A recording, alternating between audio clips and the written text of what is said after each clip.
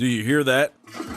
That's Europe being flushed down the giant toilet in the house of globalism. George Soros, one of the main plumbers responsible for the leaking pipes of Europe, is declaring to the public, like the proud Black Lives Matter funding billionaire criminal he is, that the EU is on the verge of collapse.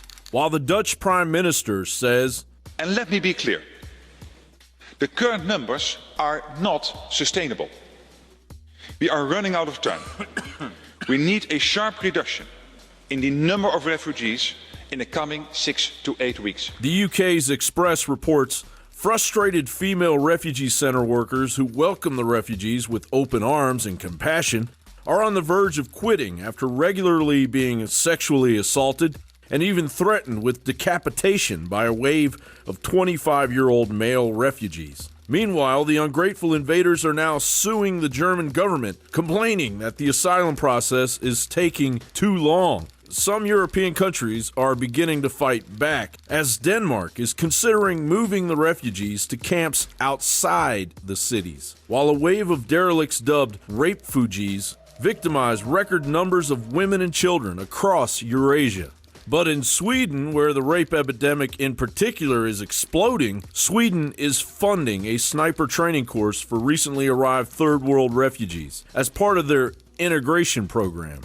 Despite the ever-growing refugee terrorist attacks across Europe, the sniping course began on a small scale in the fall. Interest exploded among the non-white invaders to take the course. Sweden has officially lost its collectivized mind. And where does the Obama administration stand on the preparedness of the inevitable confrontations within the United States? The Washington Examiner reports a pair of Department of Homeland Security officials told the Senate on Wednesday that the government does not search for most of the people who overstay their temporary visas, a day after DHS said that nearly 500,000 people were still in the United States after having overstayed their visas last year. Those DHS officials had to testify because the DHS has failed miserably in an attempt to implement a biometric refugee tracking system that was supposed to be up and running over 10 years ago, as required by law in 2004.